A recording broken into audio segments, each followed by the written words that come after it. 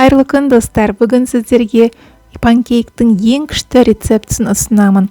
Бұл панкейктер ең бастысы қамыр қопсытқыш қосылмай жасалады. Өте жұмсақ, әрі үлпілдек болады. Балаларыма осы рецептпен жасалған панкейктер қатты ұнайтындықтан мен жиі пісіремін және сіздерге жасап көруге кеңес етемін.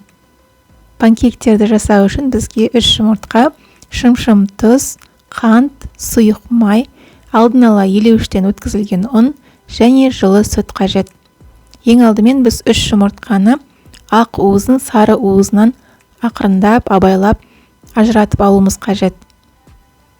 Содан соң жұмыртқаның ақ уызына тұзды қосып, массамыз 2-3 есе ұлғайғанша, қою болғанша миксерлеп алуымыз қажет. Шамамен 1-2-3 минуттай уақыт кетеді. Панкейктің үлпілдек әрі жұп-жұмсақ болуы осы ақ уыздың жақсылап миксерленгеніне байланысты. Мінекей дайын болды.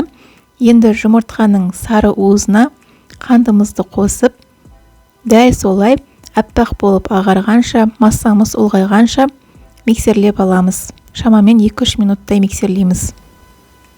Мінекей біздің массамыздың көлемі ұлғайды, түсі өзгерді. Енді оған сұйық май және жылы сүтті қосып, кішкене араластырып аламыз.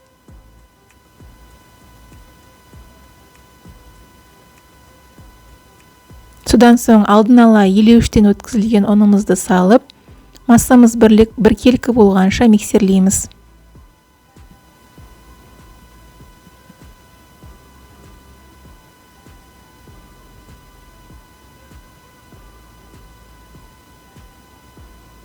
Мінекей біздің қамырымыз дайын болды.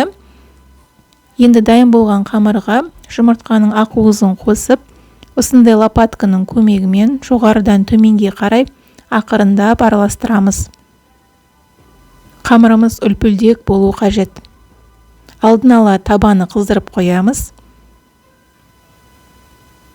Табаға май құймай, осы бір ожаудан алып панкейктерімізді пісіреміз. Табамыз жақсы қызған болу керек. Мен бір ожаудан құямын. Егер сіздерге көлемі кішкентай панкейктер ұнаса, онда жарты ожаудан қойған дұрыс.